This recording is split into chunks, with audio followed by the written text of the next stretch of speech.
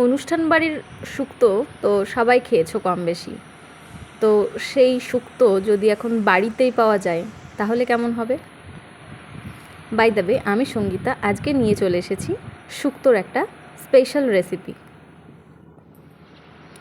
তো শুরুতেই আমি কড়াইতে বেশ কিছুটা সর্ষের তেল দিয়ে দেব, আর কিছুটা পরিমাণ বড়ি একটু লাল করে ভেজে নেব। শুক্তোতে বড়ি দেওয়াটা খুবই প্রয়োজন, কারণ বড়ির নিজস্ব একটা গন্ধ থাকে যেটা শুক্তোর টেস্ট এবং গন্ধ দুটোকেই বদলে দেয়।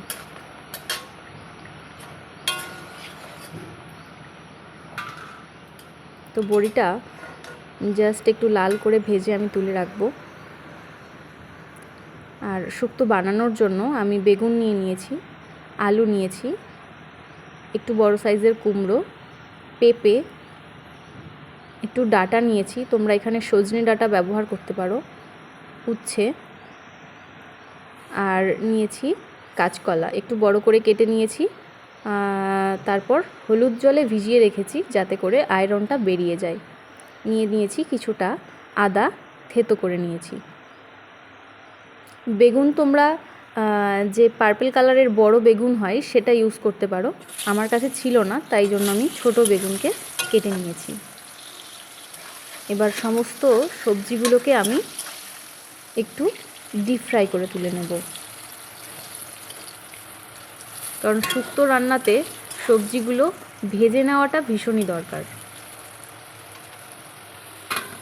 প্রথমেই আমি আলু আর কুমড়ো একসাথে দিয়ে ভেজে নিয়েছি, যেহেতু ওটা খুবই শক্ত সবজিগুলো। তারপর বেগুনটা বেশ সুন্দর করে ভেজে নেব।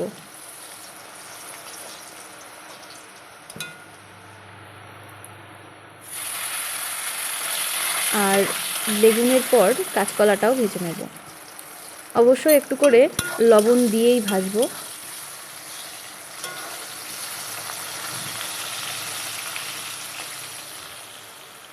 আর সবার শেষে উচ্ছেটা ভেজে নেব।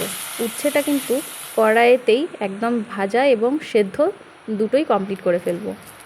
তারপর ওই কড়াইতেই দিয়ে দেব 5 ফোড়ন, 2টো শুকনো লঙ্কা, আর একটু গরম মশলা ফোড়ন, মানে দারচিনি, লবঙ্গ আর এলাচ। মশলাটা যখন ভালো করে ভাজা হয়ে যাবে দিয়ে দেব আদা। খেয়াল রাখতে হবে আদাটা যেন সুন্দর ভাজা হয়ে যায়, কারণ আদার থেকে কোনো রকম কাঁচা গন্ধ বেরোলে সেটা ভালো লাগবে না। আমার যে বাকি ছিল পেঁপে আর ডাঁটা, এটা আমি ভেজে তুলে রাখিনি, এটা এখন আমি এই ফোড়নের মধ্যেই একসাথে দিয়ে ভেজে তুলে নেব। ভেজে তুলব না, মানে এর মধ্যে দিয়েই কষাবো, একেবারে রান্না শুরু করে দেব। দিয়েছি হলুদ, লবণ, আবার বেশ খানিকক্ষণ কষিয়ে নেব।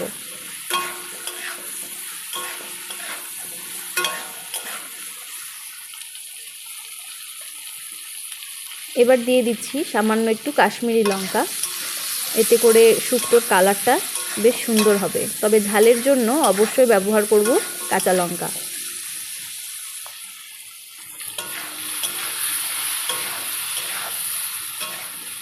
সবজিটা যখন মোটামুটি ভাজা হয়ে আসবে তখন আমি এর মধ্যে দিয়ে দেব কাঁচকলা, আলু আর কুমড়োর টুকরোগুলো।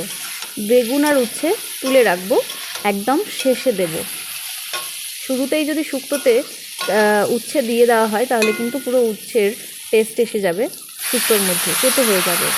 তাই জন্য উচ্ছেটা অবশ্যই একদম শেষে দিতে হবে। এবার দিয়ে দিয়েছি গরম জল। শুক্তোতে কিন্তু গরম জল দেওয়াটা খুব জরুরি। ঠান্ডা যদি জল দেওয়া হয় তাহলে কিন্তু রান্নার ঠিক টেস্ট খুব ভালো আসে না। এবার দিয়ে দিয়েছি কয়েকটা চেরা কাঁচা লঙ্কা। তো রান্নার সময় অবশ্যই তোমরা খেয়াল রাখবে এটা গরম জল দিয়েই রান্না করার। এবার ঢেকে দেব, ঢেকে দিয়ে 15 থেকে 20 মিনিট এটাকে সেদ্ধ হতে দেব। চলো ততক্ষণ তোমাদেরকে একটু আমার বাগানটা ঘুরে দেখাই। বাগান মানে আমার বারান্দায় বানিয়ে রাখা বাগান। এটা চেরি গাছ। চেরি গাছে তো গাছ ভরে ফুল আছে, কিন্তু ফল ওই দুটো একটা। খুব বেশি হয় না। আর এটা হচ্ছে আমার জবা গাছ, এটাতে প্রচুর পরিমাণ ফুল আসে, সাদা জবা। এটা আমার এই ব্যালকনির প্রথম গাছ, তো এটাতে এখন প্রচুর পরিমাণ ফুল ফোটে। যাক, বাগান ঘুরতে ঘুরতে তোমাদের সাথে একটা সিক্রেট মশলা শেয়ার করি, যেটা ভীষণ ইম্পর্টেন্ট। তো আমি নিয়ে নিয়েছি অল্প একটুখানি পাঁচফোড়ন, একটু গোটা জিরে আর সর্ষে, এটাকে ভেজে গুঁড়ো করে নিয়েছি। আর নিয়ে নিয়েছি পোস্ত বাটা। এবার ঢাকনা সরিয়ে দেখব সবজিগুলো সেদ্ধ হয়েছে কি না। দেখো, সবজিগুলো কিন্তু সুন্দর সেদ্ধ হয়ে গেছে। তো এর মধ্যে এখন দিয়ে দেব ভেজে রাখা বেগুন আর উচ্ছেগুলো। সবটা একসাথে দিয়ে ভালো করে মিশিয়ে নিয়ে ওপর দিয়ে ছড়িয়ে দেব ভেজে রাখা বড়ি। আর তারপর দিয়ে দেব যে পোস্ত বেটে রেখেছিলাম, পোস্তটা দিয়ে দেব ওর মধ্যে। আর একদম শেষে ওই ভাজা মশলা আমি ওপর দিয়ে ছড়িয়ে দেব।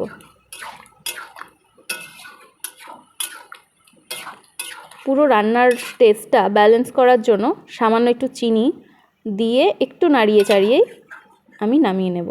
দেখো, একদম রেডি হয়ে গেছে শুক্তো। এভাবে যদি তোমরা শুক্তো বানাও তাহলে অনুষ্ঠান বাড়ির স্বাদ অবশ্যই তোমরা পাবে। তো রান্নাটা তোমরা অবশ্যই ট্রাই করো আর আমাকে কমেন্ট করে জানিও কেমন লাগলো।